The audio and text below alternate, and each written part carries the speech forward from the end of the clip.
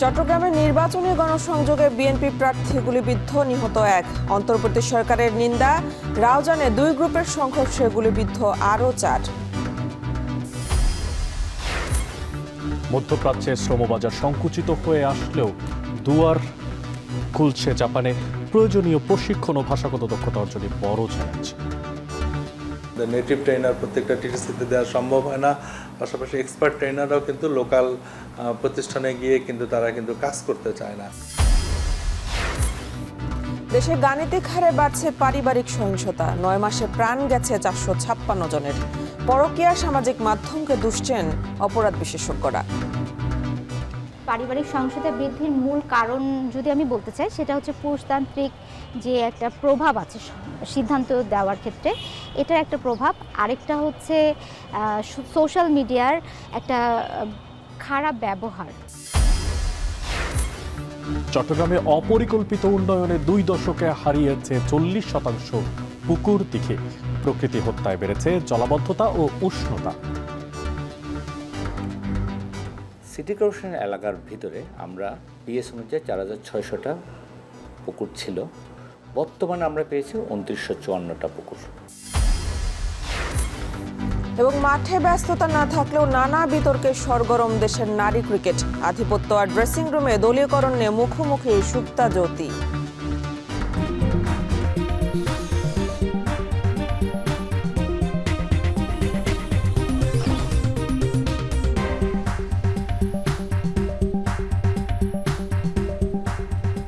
স্বাগত। এখন সকালে পুরো আয়োজন জুড়ে সঙ্গে আছে আমরা দুজন, আমি মেহেরিন অ্যানি এবং আমি মশিউর অনিক। নির্বাচনী গণসংযোগের সময় গুলিবিদ্ধ হয়েছেন চট্টগ্রাম 8 আসনের বিএনপি মনোনীত প্রার্থী এরশাদুল্লাহ। আর এই ঘটনায় সরোয়ার হোসেন বাবলা নামে একজন নিহত হয়েছেন। নগর বিএনপির আহ্বায়কের ওপরে সন্ত্রাসীরা মুখোশ পরে গুলি চালায় বলে জানিয়েছে প্রত্যক্ষদর্শীরা। এছাড়া বিএনপি মনোনীত প্রার্থী আর নগর আহ্বায়কের গণসংযোগে এমন হামলায় আতঙ্ক ছড়িয়েছে পুরো নগর জুড়েই। আর হামলাকারীদের দ্রুত আইনের আওতায় আনার দাবি ভুক্তভোগীর স্বজনদের। বিস্তারিত দেখবেন প্রতিবেদনে। শোয়েব রহমান জানাচ্ছেন বিস্তারিত। বুধবার বিকেল 5টা বন্দরনগরীর পাঁচলাইশের হামজারবাগ নামাজের পর মসজিদ থেকে বের হয়ে নির্বাচনী গণসংযোগ শুরু করেছিলেন চট্টগ্রাম 8 আসনের বিএনপির প্রার্থী এরশাদ উল্লাহ। ঠিক তখনই 7 থেকে 8 রাউন্ড গুলি করে পালিয়ে যায় মুখোশ পরা কয়েকজন দুর্বৃত্ত। গুলিবিদ্ধ হওয়ার পর নগর বিএনপির আহ্বায়ক ও চট্টগ্রাম 8 আসনের বিএনপি প্রার্থী এরশাদ উল্লাহ সহ 3 জনকে উদ্ধার করে নেওয়া হয় হাসপাতালে। হাসপাতালে নেয়ার পথেই সরোয়ার হোসেন বাবলা নামে একজনের মৃত্যু হয়। স্বজনদের আহাজারিতে ভারী হয়ে ওঠে হাসপাতাল প্রাঙ্গণ। ঘটনার প্রত্যক্ষদর্শীরা জানান, কেবলই গণসংযোগ শুরু করেন এরশাদুল্লাহ। এ সময় কিছু বুঝে ওঠার আগেই মুহুর্মুহু গুলি চলে। একটি গুলি লাগে এরশাদ উল্লাহর পায়ে। অন্যদিকে গুলিবিদ্ধ হয়ে তৎক্ষণাৎ ঘটনাস্থলে লুটিয়ে পড়েন সরোয়ার হোসেন বাবলা। সালাম দোয়া দিয়ে দোকানে লিফলেট বিতরণ শুরু করছি মাত্র, সাথে সাথে ওনার সাথে যারা আসছে এখান থেকে কয়েকজন, আর নোহা যেটা আসছে পিছন থেকে, ওই নোহার থেকে ইমন, রায়হান, রাউজানের রায়হান, ইমন, ইলমাডার সাজ্জাদের ভাই জসিম, সেগুন, যারা কিছুদিন আগে বের হয়েছে মার্ডার মামলার থেকে। এরপরে কুকনের ছেলে মোহাম্মদ, এরা এমনিও 1 সপ্তাহ টাইম দিছিল, এরা সবসময় 1 সপ্তাহ টাইম দেয়। এরশাদ উল্লাহর মতো একজন নেতার নির্বাচনী গণসংযোগে গুলিবিদ্ধ হওয়ার ঘটনায় আতঙ্ক ছড়িয়েছে নগর জুড়ে। রাজনীতির এমন সহিংস আচরণ হতবাক করেছে নেতাকর্মীদের। ঘটনার পরপরই হাসপাতালে ভিড় করেন তারা। আসলে জিনিসটা আমরা বুঝে উঠতে পারি না ভাই, কারণ এরশাদ ভাই তো চট্টগ্রামের একমাত্র ক্লিনিমেস রাজনীতিবিদ, উনি একজন আছেন, সেটা হচ্ছে যে এরশাদুল্লাহ সাহেব। কারণ ওনার সাথে কারোর সাথে শত্রুতা থাকতে পারে না। সবাই জানাচ্ছি, সেটার উপলক্ষে আমরা গেছিলাম যে একটু গণসংযোগ করার জন্য। ওর মধ্যে এখানে ছিল আমাদের ওই সালোয়ার বাবলা ছিল, নামাজ পড়া তখন ওরা বেরিয়েছিল। ওর মধ্যে মাছ পড়া প্রায় 8-10 জন লোক হবে, আসি ওরা মানে তারা মানে গুলি করছিল। এটা গুলি করার পর আমরা চিনতে পারি নাই। ওরা যখন মসজিদ থেকে বেরিয়েছিল আমরা লগে গেছি, দেখি যেখানে ফায়ারিং 7-8টা ফায়ারিং। তা আমরা একটু কাপড়ে গেছি, দেখি যে আবার এখানে এরশাদুল্লাহ গুলি যখন খেয়েছে আমরা ডর ভয় নিরীক্ষা করে আমরা চলে গেছি স্পটে। যে যখন এরশাদ ভাই নিচ্ছে দেখে সৌরভ বাবলা গুলি খেয়েছে। এদিকে মুখোশ পরে সন্ত্রাসীরা আক্রমণ করে বলে জানিয়েছেন প্রত্যক্ষদর্শীরা। হতাহতের পরিবারের দাবি, দ্রুত হামলাকারীদের গ্রেফতার করে আইনের আওতায় আনা হোক। এইভাবে দেশ চলি না পারে, দেশের প্রশাসন করে এই পর্যন্ত ভারতের মানুষ নাকি এই গ্রুপে রেহান গ্রুপে। এই হামলায় এরশাদ উল্লাহ টার্গেট ছিলেন না বলে জানিয়েছে Chattogram metropolitan police commissioner Hasib Aziz. একই সাথে হামলায় জড়িতদের ব্যাপারে ধারণা পাওয়া গেছে বলেও জানান তিনি।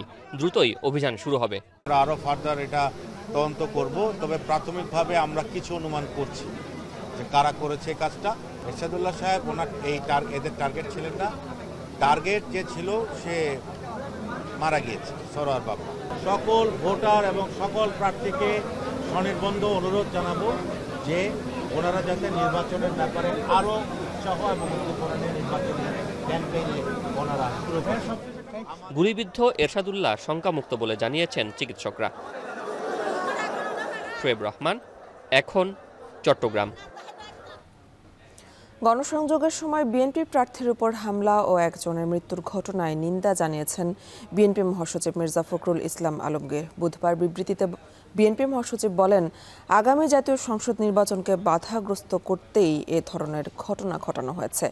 অন্তর্বর্তীকালীন সরকারকে বেকায়দায় ফেলতে এমন ঘটনা উল্লেখ করে সবাইকে ঐক্যবদ্ধ থাকার আহ্বান জানান মির্জা ফখরুল। পতিত স্বৈরাচার দেশকে অস্থিতিশীল করতে চায় বলেও বিবৃতিতে উল্লেখ করেন তিনি।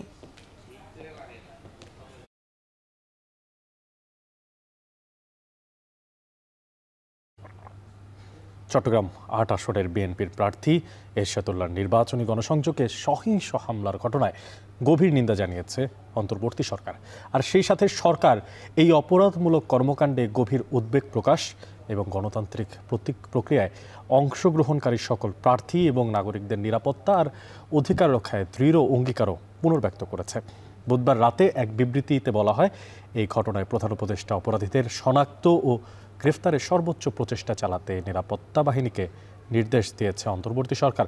আর সকল রাজনৈতিক দল, প্রার্থী এবং তাদের সমর্থকদের প্রতি আহ্বান জানিয়েছে অন্তর্বর্তী সরকার। এবং তার আরও বলা হয়, আগামী ফেব্রুয়ারির সাধারণ নির্বাচন মর্যাদা, ন্যায্যতার ভিত্তিতে হওয়ার জন্য সবাইকে শান্ত এবং সংযত থাকতে হবে।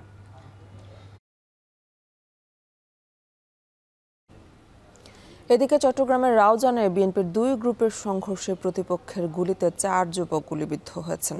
বুধবার রাত ১:১৫টায় রাউজান উপজেলার ৭ নং ওয়ার্ডের কোয়েপাড়া গ্রামের চৌধুরী পাড়ায় এই ঘটনা ঘটে। আহতরা বাগওয়ান ইউনিয়নের বাসিন্দা বলে জানা গেছে। স্থানীয়রা জানায়, গুলি করে একটি গাড়িতে করে পালিয়ে যায় দুর্বৃত্তরা। আহত ৪ জনকে উদ্ধার করে চট্টগ্রাম মেডিকেল কলেজ হাসপাতালে নিয়ে যাওয়া হয়।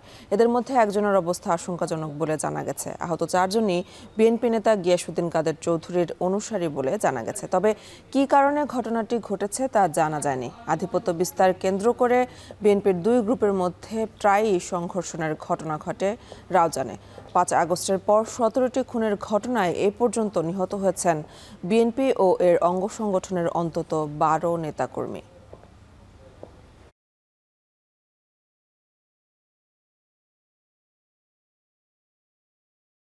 আধুনিক বিশ্বের অন্যতম প্রতিনিধিত্ব করা জাপানেই কর্মক্ষম লোকের সংখ্যা ক্রমাগত যেন কমছে।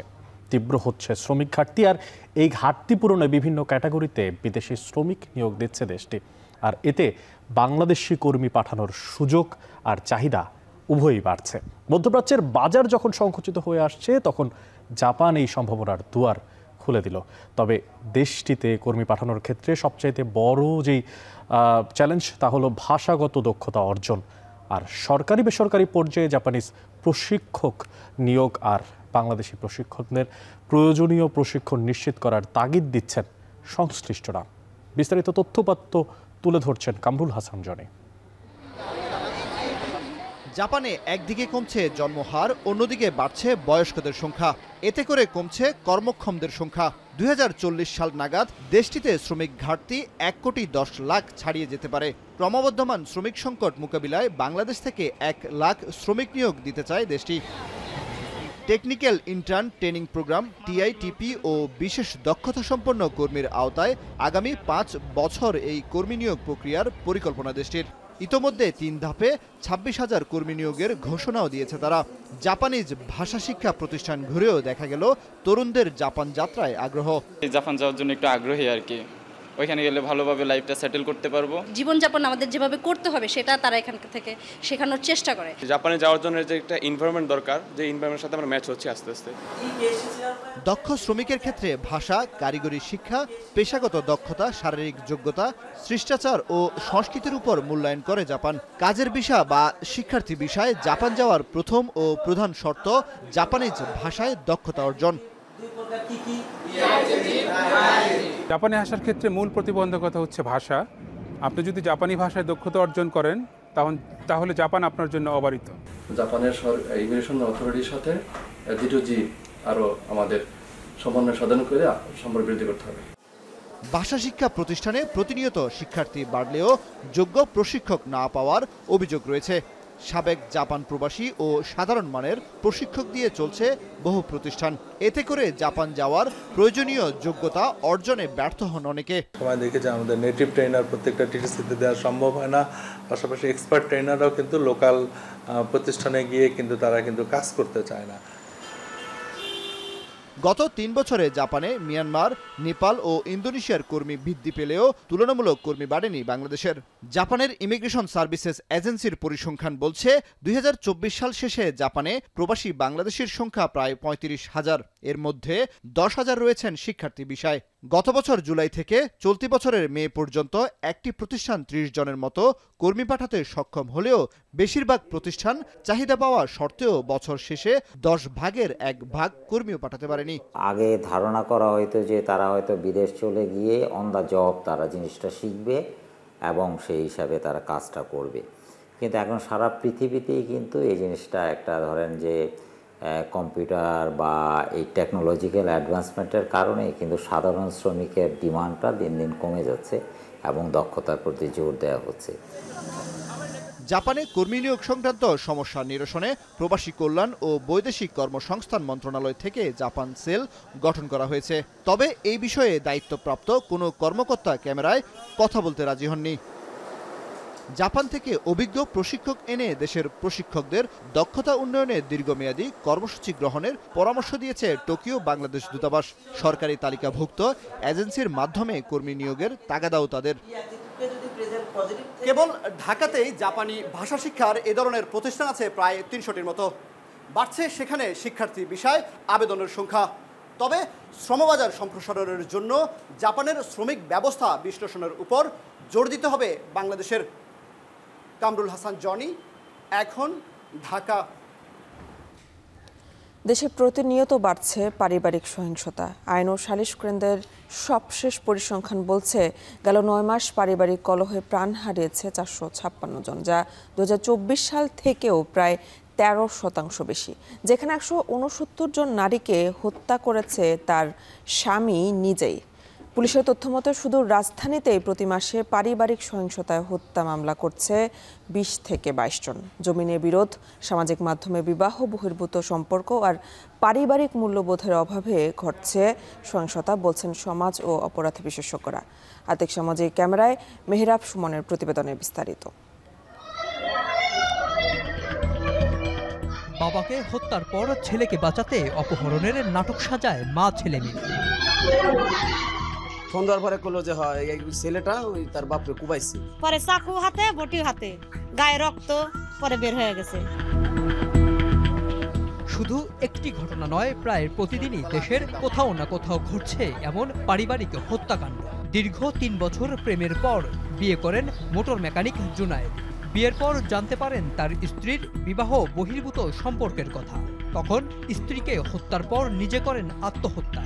আর জোয়ার টাকা চাইলে দিতে অস্বীকৃতি জানালে বাবা মাকে নৃশংসভাবে হত্যার পর ঘরের মেঝেতেই মাটি চাপা দেয় ছেলে। তার ওয়াইফকে হত্যা করার পর নিজেও সে সুসাইড করে। পরে সকালে দোকানে না আসাতে আমরা বাসায় গিয়ে দেখি যে দরজা খুলতেছে না। ছেলেটা বটি এক হাতে ছুরি নিয়ে নামছে, ওই অবস্থায় নামছে করে মানুষের ভয়ে ওনার কাছে যাইতে পারেনি।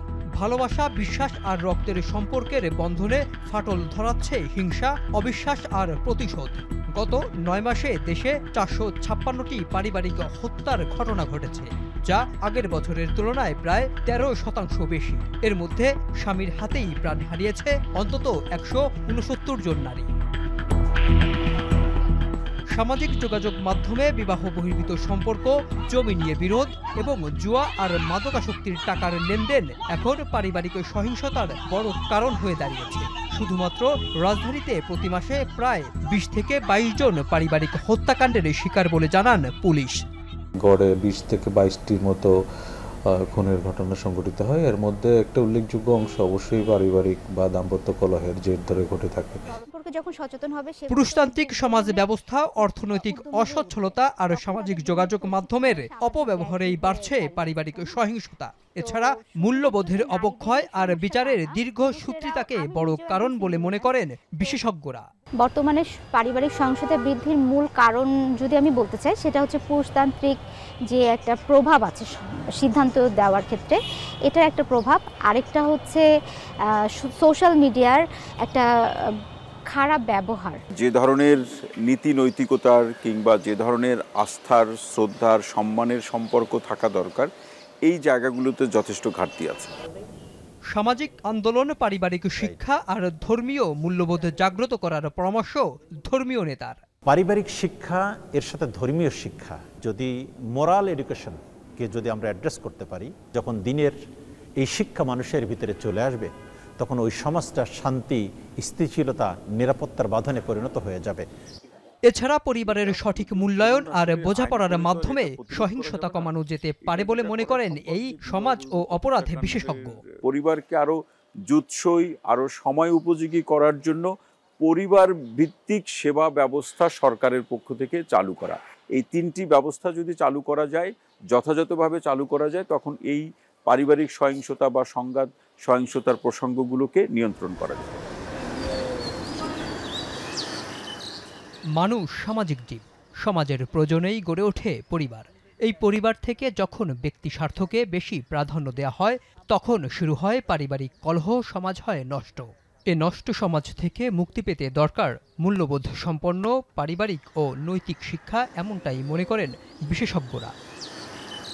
মেহরাব সুমন, এখন, ঢাকা। সাগর, পাহাড়, নদীর শহর হিসেবে পরিচিত হলেও ইতিহাসে জলাধারের নগর হিসেবে পরিচিতি ছিল চট্টগ্রামের।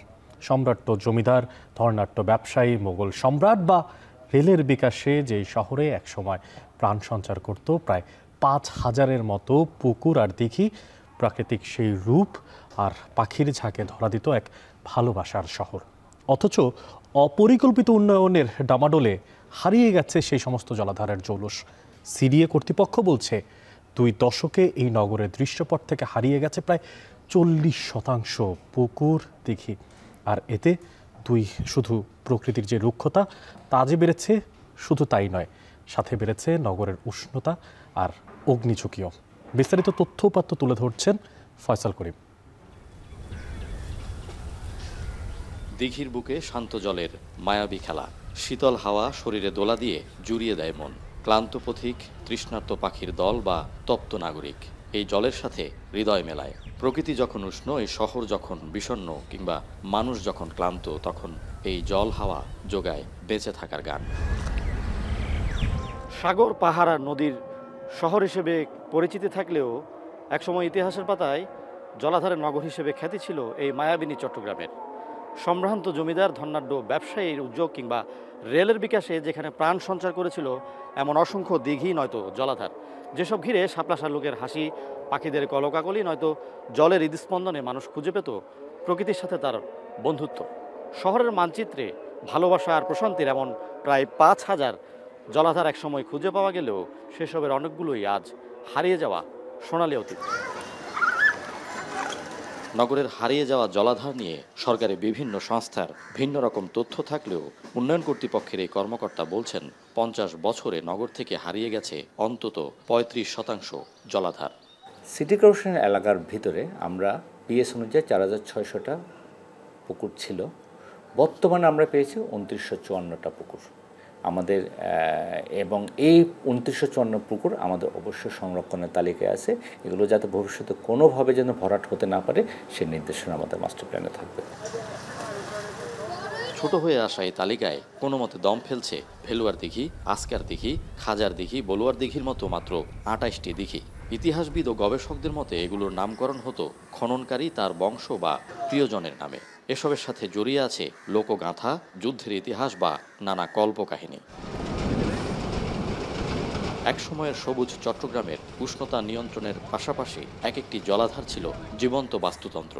সেসবে দল বেঁধে নামতো পাখি, খেলা করত নানা রকম মাছের ঝাঁক, আশপাশের গাছগাছালি ঘিরে তৈরি হতো বিপুল অক্সিজেনের উৎস। এসব জল আর প্রকৃতি হত্যায় নগরের একদিকে বেড়েছে জলাবদ্ধতা, অন্যদিকে তাপমাত্রা। আমরা ছোটবেলায় আজকাল দিঘিটা ছিল একদম পানিতে ভরপুর থাকতো, রাস্তা থেকে দেখা যেত। আমরা যখন স্কুল থেকে ফিরতাম তখন ওইখানে পাড়ে বসতাম এবং একটা ঠান্ডা বাতাস আসতো। এক হচ্ছে আমাদের মুনাফার প্রতি লোভ, আরেকটা হচ্ছে যে নগরের যে সত্যিকার চেহারা, নগরের যে সত্যিকার যে উপাদানগুলো, এইগুলোর যে গুরুত্ব, এটা বুঝতে না পারা। এইসব কারণে আমরা এই সবগুলো আমাদের অজান্তেই আমরা আমাদের শহরকে নিজেরা ধ্বংস করে দিচ্ছি। জলাধার সংরক্ষণ করতে হবে। এই জলাধার সংরক্ষণের আইন আছে, কিন্তু এটার সুনিপুণ বাস্তবায়ন নাই। নগরের নতুন মাস্টার প্ল্যান আর কর্পোরেশনের পরিকল্পনায় জলাধার রক্ষা ও উদ্ধার গুরুত্ব পাচ্ছে। বিশেষ করে চট্টগ্রামের মেয়র এসব দিঘি জলাধারকে নান্দনিক পরিকল্পনায় সাজানোর ঘোষণা দিলেও বাঁধ সাধছে দখল ও সহযোগিতার অভাব। রাস্কার দিকের পাড়ের ব্যাপারে এখনও কথাবার্তা চলছে ফার্নিচারের দোকানদারের সাথে। তারা আমাদের সাথে যদি একসাথে আমাদের যে কথাবার্তার মাধ্যমে তারা যেটা ছেড়ে দিতে এখনও রাজি হচ্ছে না, ছেড়ে দিলে ইনশাল্লাহ আমরা এটা সুন্দর এটা ওয়াকওয়ে এবং দৃষ্টিনন্দন একটা স্থানে পরিণত করব। এত দখল দূষণের মাঝে ঐতিহাসিক লালদিঘি তৈরি করেছে ব্যতিক্রমী উদাহরণ। এ দিঘি ও পার সংরক্ষণের কারণে চারপাশে প্রতিদিন শ্বাস নেয় কিংবা প্রশান্তিতে হেঁটে বেড়ায় নগরবাসী। ফাইসাল করিম, এখন চট্টগ্রাম। একবেলা পাঠদান আর একবেলা মজুর বৃত্তি, এভাবেই বছরের পর বছর বেতন ছাড়াই পাঠদান করে যাচ্ছেন পঞ্চগড়ের নন এমপিও শিক্ষকরা। সংসারের অভাব অনটনে মানবেতর দিন কাটাচ্ছেন তারা। এতে একদিকে যেমন শিক্ষার গুণগত মান ব্যাহত হচ্ছে, অন্যদিকে বঞ্চিত হচ্ছে প্রত্যন্ত অঞ্চলের শিক্ষার্থীরাও। বিস্তারিত প্রতিবেদনে। এই প্রতিষ্ঠানটাতে আমার জীবনটাই আমি নষ্ট করে ফেললাম। আমি 1994 সালে যখন আমি রিটায়ার্ড হয়ে গেলাম, খালি হাতে রিটায়ার্ড হয়ে গেলাম। এভাবে জীবনের ক্ষয়ে যাওয়া অমূল্য সময়ের কথা বলছিলেন পঞ্চগড়ের দেবীগঞ্জ উপজেলার টোকরাভাষা ইসলামিয়া একরামিয়া মহিলা দাখিল মাদ্রাসার শিক্ষক তহিদুল ইসলাম। এলাকায় তিনি সোনা মাস্টার নামে পরিচিত। অবসরে যাওয়ার আগ পর্যন্ত 3 দশক ধরে বেতন ছাড়াই পাঠদান করেছেন শিক্ষক তহিদুল ইসলাম। প্রতিষ্ঠানটি এপিভুক্ত না হয় এখনো মেলেনি পেনশন। রাতে হাট পাহারা দিয়ে উপার্জিত 1-150 টাকায় চলে তার অভাবের সংসার। ঠিক এমন অভাব নিয়ে সীমাহীন কষ্টে মারা গেছেন একই মাদ্রাসার 2 শিক্ষক। বাকিরা কেউ দিনমজুরি, কেউ ক্ষুদ্র ব্যবসা করে টিকিয়ে রেখেছেন শিক্ষার আলো। এখানে তো বিল বেতন নাই। দীর্ঘদিন কর্মরত থাকার পরে আমি কৃষিকাজ পাশাপাশি মাছ চাষ করি। প্রতিষ্ঠানে কেউ দেখে না, কত সরকার শুধু আশ্বাস দিয়ে যায়, কিন্তু কেউ বিল বেতন দেয় না। সব যোগ্যতা থাকা সত্ত্বেও পাঠদানের অনুমতির 2 যুগ পার হলেও এমপিভুক্ত হতে পারেনি প্রতিষ্ঠানটি। এতে ব্যাহত হচ্ছে মানসম্মত শিক্ষা। শিক্ষার্থীরা বঞ্চিত সরকারি বিভিন্ন সুযোগ সুবিধা থেকে। নেই স্বাস্থ্যসম্মত টয়লেট, এমনকি সুপেয় পানির ব্যবস্থাও। আমাদের স্কুলে টিউবওয়েল নেই, নাই একটা বাথরুম, কমন রুম নেই। আমাদের পার্শ্ববর্তী যে স্কুলগুলো আছে, বালিকা উচ্চ বিদ্যালয়, তারপরে হাই স্কুলগুলো, ওরা সব রকমের ফ্যাসিলিটিস পাচ্ছে, কিন্তু আমরা পাচ্ছি না। 2 জন শিক্ষক আমাদের মারা গেছে, একজন শিক্ষক বিনা বেতনে রিটায়ার্ড হয়ে গেছে। এভাবে করে অনেক শিক্ষক এখানে চরম দৈন্যদশার মধ্যে দিনাতিপাত করতেছে। আজও আমরা প্রতিষ্ঠান 8-10 জনে ধরে আছি। প্রতিষ্ঠানটা বহুদিন থেকে আছে, প্রায় 40 মতো হবে। তখন থেকে মনে করেন যে মাস্টারগুলো এইভাবে চলতেই আছে, কোনো বিল বেতন কোনো কিছু নাই। শিক্ষা প্রতিষ্ঠানটাকে এমপিওভুক্ত করা যায়, তাহলে শিক্ষকদের একটা মানবত জীবন থেকে উন্নতি হবে। শুধু এই শিক্ষা প্রতিষ্ঠান নয়, পঞ্চগড়ের 91টি বিদ্যালয়, মাদ্রাসা ও কলেজের একই চিত্র। অনেক প্রতিষ্ঠান সব শর্ত পূরণ করেও 2 দশকেরও বেশি সময় ধরে এমপিভুক্ত হতে পারেনি। বছরের পর বছর বিনা বেতনই পাঠদান করছেন শত শত শিক্ষক।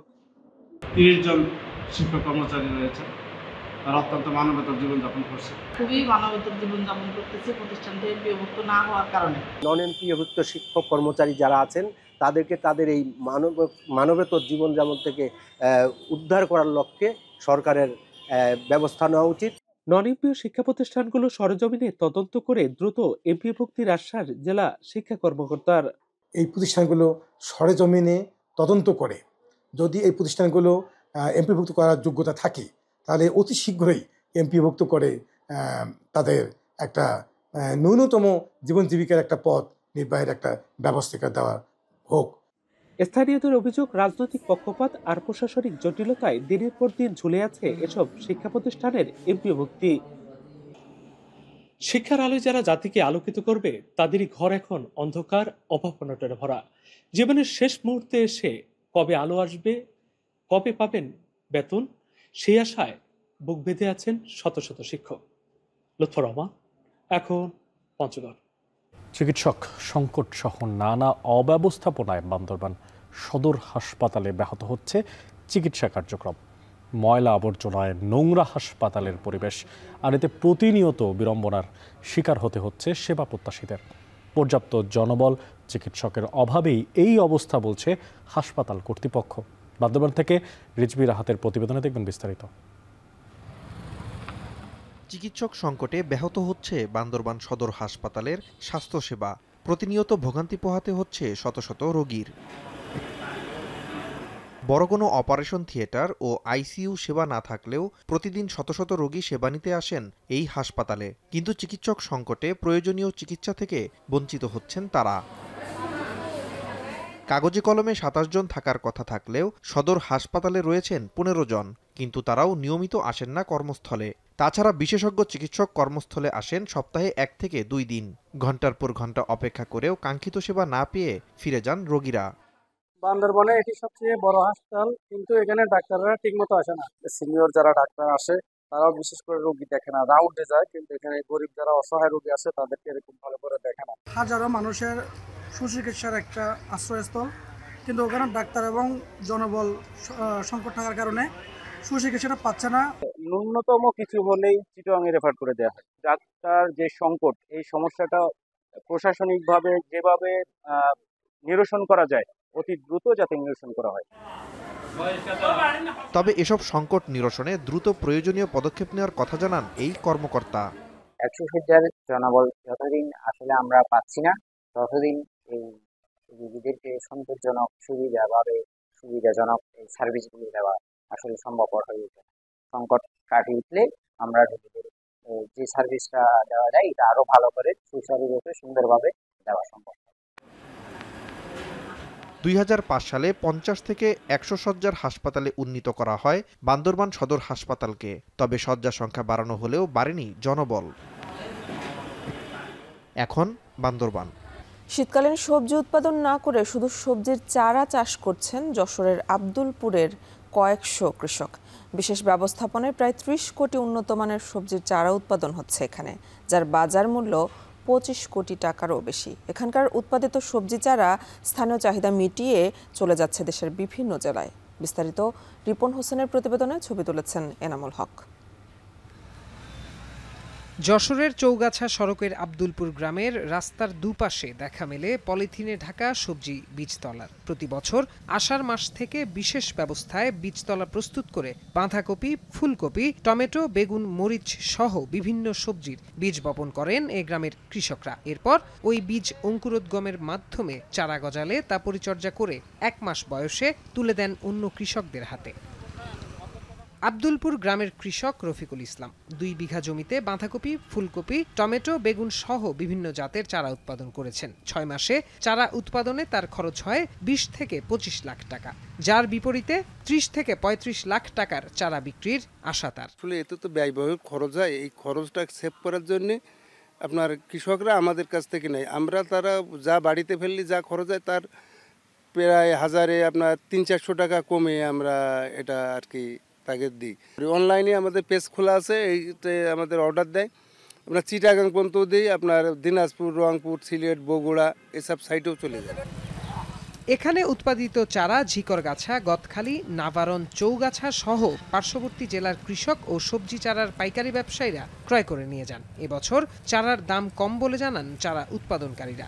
বর্তমানে বাজারে মানভেদে প্রতি হাজার ফুলকপির চারা বিক্রি হচ্ছে 1200 থেকে 1500 টাকায়, 500 থেকে 800 টাকায় বিক্রি হচ্ছে বাঁধাকপির চারা এবং টমেটো ও বেগুনের চারা বিক্রি হচ্ছে 1000 থেকে 3000 টাকায়। মানে যত রকম জাতের চারা আছে সব চারা আমরা এখানে উৎপাদন করি। এখানে 20 খোলা আছে, 20 খোলা দেখে শুনে নিতে পারে। সব কেয়ারিং খরচ বাদ দিয়ে লাখ 5 টাকা লাভ হবে বলে আশা করি। এখানে চারাটা খুব ভালো হয় আর মজবুত হয় চারাটা।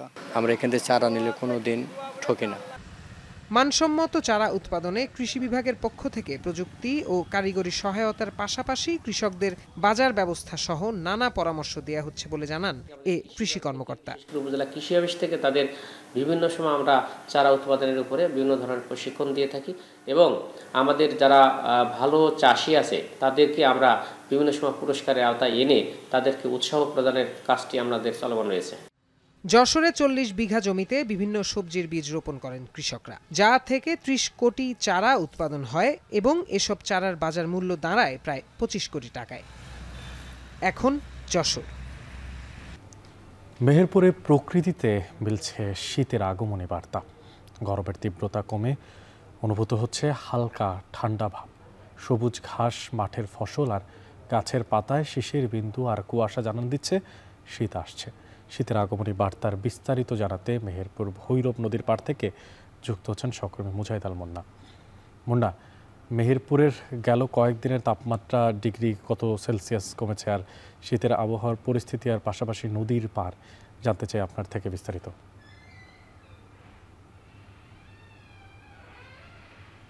অনেক আপনাকে প্রথমেই জানিয়ে রাখি, মেহেরপুর কিন্তু শীতের জেলা আবার গরমের জেলা। মেহেরপুর জেলায় কিন্তু সারা দেশের মধ্যে সর্বোচ্চ এবং সর্বনিম্ন তাপমাত্রা জেলা হিসেবে পরিচিত, অর্থাৎ শীতে সর্বনিম্ন এবং গরমে সর্বোচ্চ তাপমাত্রার অনুভব কিন্তু আমরা পাই। আমি যদি আজকের কথা বলি, আজ মেহেরপুরের সর্বনিম্ন তাপমাত্রা 20 ডিগ্রি বা 21 ডিগ্রি সেলসিয়াস, বা সকালের দিকে কিন্তু আরো কম ছিল, অর্থাৎ 20 ডিগ্রির নিচে নেমে এসেছিল। কিন্তু গরমের সময় কিন্তু এই তাপমাত্রাটা 41, 42, 43 ডিগ্রি পর্যন্ত উঠে যায়। তো সেই ক্ষেত্রে গেল কয়েকদিনে কিন্তু তাপমাত্রা কমতে শুরু করেছে, অর্থাৎ সেটি কিন্তু 20 ডিগ্রিতে এসে ঠেকেছে, যেটা হয়তো আগামী কিছুদিনের মধ্যে এই তাপমাত্রা আবার আরো কমতে লাগবে এবং 15 বা 14 বা 12 ডিগ্রিতে চলে আসবে বলে আমরা মনে করছি, বা মেহেরপুর জেলা আবহাওয়া অফিস সেটি মনে করছে। আমি আপনাকে জানিয়ে রাখি, এই যে শীতের যে প্রকৃতিতে শীতের দেখা মিলছে তা কিন্তু আমরা বেশ অনুভব করতে পারছি। যেমন সকালবেলাতে উঠে শিশির বিন্দু, সবুজ ঘাস, মাঠের ফসল সব জায়গাতে কিন্তু শিশির বিন্দুতে ভরে যাচ্ছে। এর পাশাপাশি কিন্তু আমরা বিভিন্ন এলাকাতে কিন্তু কুয়াশার দেখা মিলছে, বিশেষ করে গ্রাম অঞ্চলে কিন্তু কুয়াশা খুব বেশি মিলছে এবং শহরের দিকেও কিন্তু ব্যাপক কুয়াশা আমরা দেখতে পাচ্ছি সকালের দিকে। অর্থাৎ প্রকৃতি কিন্তু জানান দিচ্ছে যে শীত আসছে। এর পাশাপাশি কিন্তু আমরা সারাদিনের যে গরমের যে ভাব ছিল সেটা কিন্তু এখন কেটে গেছে এবং সন্ধ্যার পর থেকে কিন্তু একটা ঠান্ডা ঠান্ডা ভাব আমরা অনুভব করছি এবং রাতে কিন্তু কম্বল নিয়েই কিন্তু এখন ঘুমাতে হচ্ছে। তার কারণ হচ্ছে শীত কিন্তু মোটামুটি রাতে কিন্তু মোটামুটি ভালো একটা শীত অনুভূত হয়, যার ফলে কিন্তু গরমের যে তীব্রতা সেটা কিন্তু এখন নাই, বরঞ্চ শীত কিন্তু অলরেডি চলে এসেছে। তবে শীতে সবচেয়ে যেটা বেশি বিপাকে পড়তে যাচ্ছে সেটা হচ্ছে সাধারণ খেটে খাওয়া মানুষ এবং এই আবহাওয়া পরিবর্তনের ফলে যারা বাড়ির বয়োজ্যেষ্ঠ এবং শিশু, এদেরকে সাবধানে থাকার পরামর্শ দিচ্ছে চিকিৎসকরা। অনেক, এই ছিল আমার কাছে মেহেরপুরের শীতের আগমনী বার্তার সর্বশেষ পরিস্থিতি। অনেক শীত আসলেই এক পাশটা যেমন শীতল হয় মনের কোণে, তার অন্য এক পাশে জরাজীর্ণ অবস্থায় পড়ে থাকে খেটে খাওয়া মানুষেরা। সমগ্র সব বিষয়গুলোই মেহেরপুর থেকে জানাচ্ছিলেন শীতের পরিস্থিতির সবশেষ খবরাখবর সকলে মুজাহিদ আল মুন্না। মার্কিন রাজনীতিতে জোহরান মামদানির উত্থানে তোলপাড় যুক্তরাষ্ট্র থেকে সুদূর ভারত। বলা যায় মুসলিম মামদানির দুশ্চিন্তার ভাঁজ ফেলেছেন মোদি সমর্থকদের কপালেও। বিশ্লেষকরা বলছেন ঠোঁটকাটা এই ডেমোক্র্যাট নেতার স্পষ্টবাদিতায় ক্ষুব্ধ ভারতীয়রা। ভোটের দিন পর্যন্ত উগান্ডায় জন্ম বলে মার্কিন নাগরিকত্ব বাতিল ও যুক্তরাষ্ট্র থেকে বের করে দেওয়ার দাবিসহ নানা বিদ্বেষমূলক বাধা পেরিয়ে জিতেছেন মামদানি। বিস্তারিত জানাচ্ছেন নুজহাত কামাল।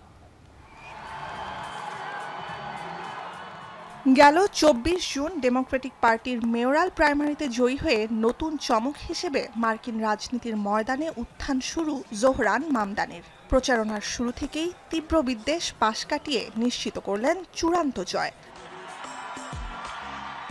নির্বাচনে জিতে যুক্তরাষ্ট্রের সবচেয়ে জনবহুল শহর নিউ ইয়র্কের প্রথম মুসলিম মেয়র, বাবার সূত্রে আফ্রিকান বংশোদ্ভূত ও উগান্ডান মার্কিন দ্বৈত নাগরিক মামদানি। বিশ্ব নেতৃত্বে থাকা দেশের রাজনীতিতে তিনি পথিকৃৎ এই পরিচয়ে।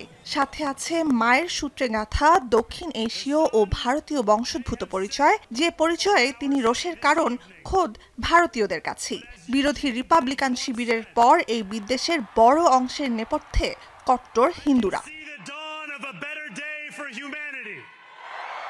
বিশ্লেষকরা বলছেন ভারতের প্রধানমন্ত্রী নরেন্দ্র মোদীর সমর্থক ও তার সরকারের নেতৃত্বে বিশেষ করে ধর্মীয় সংখ্যালঘুদের মানবাধিকার লঙ্ঘনের বিরোধী যারা, তাদের দ্বন্দ্বে উত্তেজনার পারদ ছড়িয়েছে মামদানির নির্বাচনী প্রচার ও বিজয়। মামদানির বিরুদ্ধে আক্রমণাত্মক প্রচারণার বড় অংশ জুড়েই ছিল তার ধর্ম পরিচয়। প্রখ্যাত ভারতীয় বংশোদ্ভূত চলচ্চিত্র পরিচালক মীরা নায়ার এবং প্রখ্যাত শিক্ষাবিদ ও লেখক উগান্ডান নাগরিক মাহমুদ মামদানির ছেলে ৩৪ বছর বয়সী জোহরান মামদানি পিতার মতোই নিজ ধর্মবিশ্বাসে মুসলিম। শুধু এ কারণেই মামদানি বিরোধীদের অনেকেই নতুন মেয়রকে আখ্যায়িত করছেন জিহাদি, ইসলামপন্থী, হিন্দু বিরোধী কিংবা ভারত বিরোধী বলে। What I will want to point out is that during this Democratic primary, it's not just Republicans who are being hateful. It was Democrats. The super PAC that Andrew Cuomo had, Fix Our City, and other allied PACs were putting out anti-Muslim, ads. They were changing Mamdani's features to make him look more, this is, I hate to say this, but to look more Muslim. New ইয়র্কে ভোটারদের সমর্থন আদায়ের মধ্যে এসব বিশেষণ মামদানির প্রচারে প্রভাব ফেলতে পারে বলে শঙ্কা থাকলেও শেষ পর্যন্ত সব শঙ্কাকে ছাপিয়ে গেছে মামদানির জয়। সাবেক মেয়র এরিক অ্যাডামস, সাবেক গভর্নর অ্যান্ড্রু কুয়োমোর মতো অভিজ্ঞ রাজনীতিকদের টেক্কা দিতে ভোটের মাঠে নামা মামদানি গাজা ও ভারতে মানবাধিকার লঙ্ঘন ইস্যুতে সোচ্চার। অযোধ্যায় হিন্দু উগ্রবাদীদের গুঁড়িয়ে দেয়া বাবরি মসজিদের জায়গায় মন্দির নির্মাণের বিরোধিতায় ২০২০ সালে টাইমস স্কয়ারে বিক্ষোভে অংশ নিয়েছিলেন তিনি। I'm Muslim and Narendra Modi helped to orchestrate what was a mass slaughter of Muslims in Gujarat to the extent that we don't even believe there are Gujarati Muslims anymore. And when I tell someone that I am, it's a shock to them that is even the case. And this is someone who we should view in the same manner that we do Benjamin Netanyahu. This is a war criminal.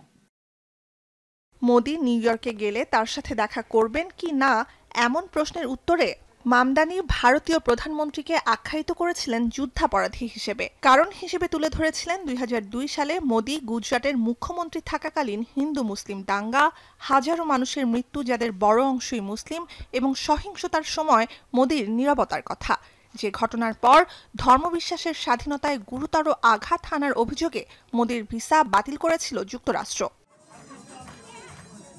বিশ্লেষকরা বলছেন ঠোঁটকাটা Democrat নেতা মামদানির স্পষ্টবাদিতায় ক্ষুব্ধ গোঁড়া হিন্দুরা। তার বিরুদ্ধে যারা সরব তাদের মধ্যে একটি বড় অংশ ভারতে ক্ষমতাসীন মোদী সরকার ও তার দল বিজেপির সদস্য। ভোটের দিন পর্যন্ত উগান্ডায় জন্ম বলে মামদানির মার্কিন নাগরিকত্ব বাতিল ও যুক্তরাষ্ট্র থেকে তাকে বের করে দেওয়া সহ নানা বিদ্বেষপূর্ণ দাবি তোলে এই কট্টরপন্থীরা। মেয়র নির্বাচনে এক ধাপ এগোনোর পরই ভারতে বিজেপিপন্থী সংবাদ মাধ্যম আজ তাকের এক অনুষ্ঠানে দাবি করা হয়েছিল ভারত বিরোধী প্রচারের জন্য বিভিন্ন সংস্থার কাছ থেকে তহবিল পেয়েছেন মামদানি। নিউ ইয়র্কে মুসলিম জনসংখ্যা বাড়ছে বলেও সতর্ক করে চ্যানেলটি, যদিও পিউ রিসার্চ সেন্টারের হিসাব বলছে নিউ ইয়র্কে ৭ লাখের বেশি ভারতীয় প্রবাসী ও ভারতীয় বংশোদ্ভূত মার্কিন নাগরিকের বাস, যা যুক্তরাষ্ট্রের অন্য যে কোনো শহরের চেয়ে বেশি। Little Bangladesh Avenue, Jackson Heights আর পার্ক চেস্টারের মতো এশীয় জনগোষ্ঠী অধ্যুষিত এলাকাগুলোতে সবচেয়ে বেশি সমর্থন কুড়িয়েছেন মামদানি। নুজহাত কামাল, এখন বিশ্ব। ভারতের বিহার রাজ্যের বিধানসভা নির্বাচনের প্রথম ধাপের ভোট গ্রহণ শুরু হচ্ছে। সকাল 7টা থেকে শুরু হওয়া এই ভোট গ্রহণ চলবে সন্ধ্যা 6টা পর্যন্ত। 18টি জেলায় 243টির মধ্যে 121টি বিধানসভা আসনে ভোট দিচ্ছেন বিহারবাসী। নির্বাচনে মূল লড়াই হতে যাচ্ছে ক্ষমতাসীন এনডিএ এবং বিজেপি বিরোধী ইন্ডিয়া জোটের মহাজোট বন্ধনের মধ্যে। প্রথম দফায় ভোটে উল্লেখযোগ্য প্রার্থীদের মধ্যে রয়েছেন আরজেডি প্রধান লালু প্রসাদের ছোট ছেলে, এছাড়া বিহারের বিরোধী দল নেতা তেজস্বী যাদব, বিহারের 2 বিজেপি উপমুখ্যমন্ত্রী সম্রাট চৌধুরী এবং বিজয় কুমার সিনহা।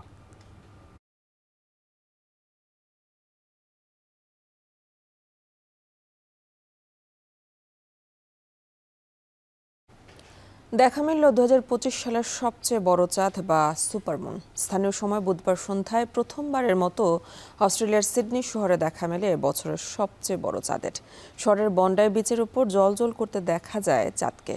আর গভীর রাতে ঘন কুয়াশার মধ্যে বেইজিংয়ের আকাশেও দেখা মেলে সুপারমুনের। কুয়াশার কারণে চীনের আকাশে চাঁদকে ফ্যাকাশে লাল রং ধারণ করতে দেখা গেছে। এদিন চাঁদ নিজের কক্ষপথে ঘুরতে ঘুরতে পৃথিবীর সবচেয়ে কাছাকাছি চলে আসায় চাঁদকে স্বাভাবিকের চেয়ে বড় এবং বেশি উজ্জ্বল দেখায়। এর আগে চলতি বছরের প্রথম সুপারমুন দেখা গেছে 7 অক্টোবর, আর আগামী 4 ডিসেম্বর দেখা যাবে বছরের শেষ সুপারমুন।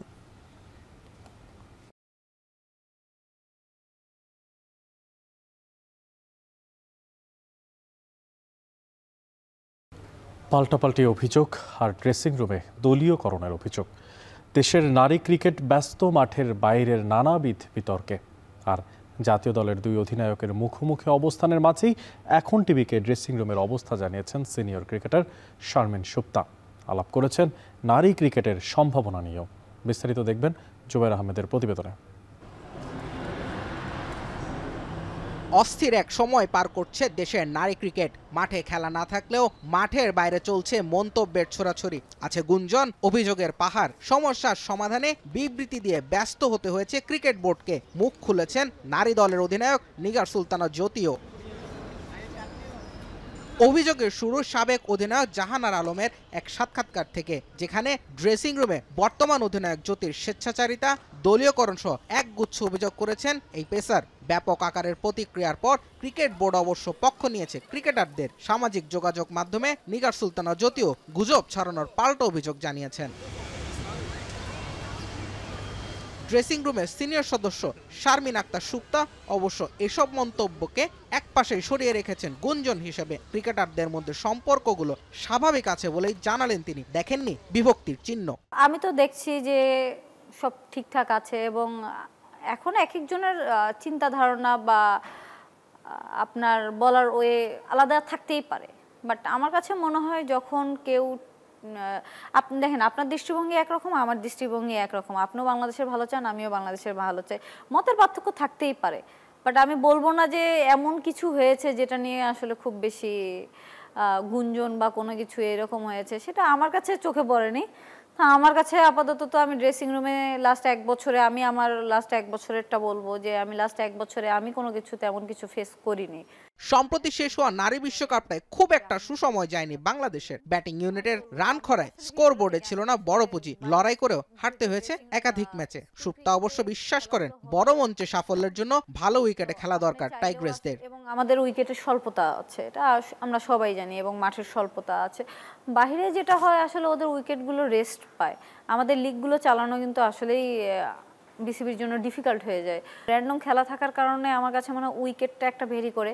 তো যখন আপনার ভালো উইকেটে অনেক শর্টস খেলে অভ্যস্ত হবেন, তখন আপনি আসলে ওই সব উইকেটে গিয়েও আপনি খুব সাবলীলভাবে শর্টস খেলতে পারবেন। সঙ্গে সঙ্গে আমাদের স্কিলেরও একটা ল্যাকিংস আছে। পুরুষ ক্রিকেটের আগে এশিয়ান শ্রেষ্ঠত্ব পেয়েছে নারী ক্রিকেটাররা। সামনের দিনগুলোতে নারী দলের জন্য বাড়ছে আন্তর্জাতিক ম্যাচের সংখ্যা। হয়তো ওমেন্স ক্রিকেট স্টার্ট হয়েছে। সুপ্তার বিশ্বাস ম্যাচ খেলার অভিজ্ঞতাটাই একদিন নারী ক্রিকেটে এনে দেবে বিশ্বকাপ জয়ের স্বাদও। ওয়ার্ল্ড কাপ নিয়ে এসে দেওয়ার সম্ভাবনা আছে। জুবায়ের আহমেদ, এখন ঢাকা।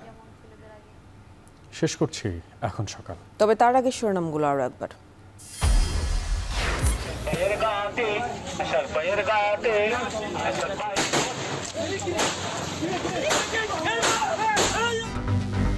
চট্টগ্রামে নির্বাচনী গণসংযোগে বিএনপি প্রার্থী গুলিবিদ্ধ, নিহত এক, অন্তর্বর্তী সরকারের নিন্দা। রাউজানে 2 গ্রুপের সংঘর্ষে গুলিবিদ্ধ আরও 4।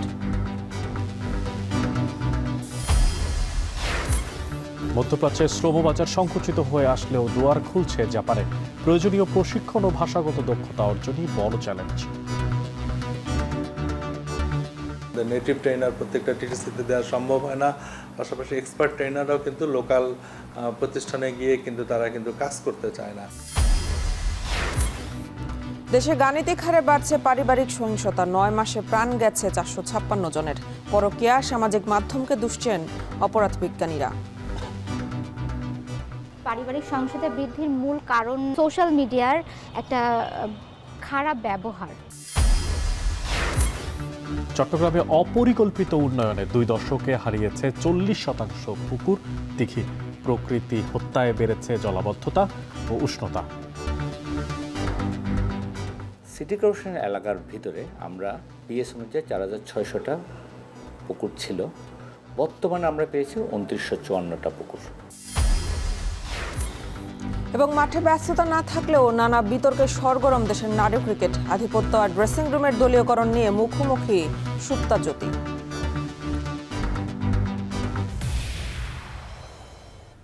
এই ছিল এখন সকালে।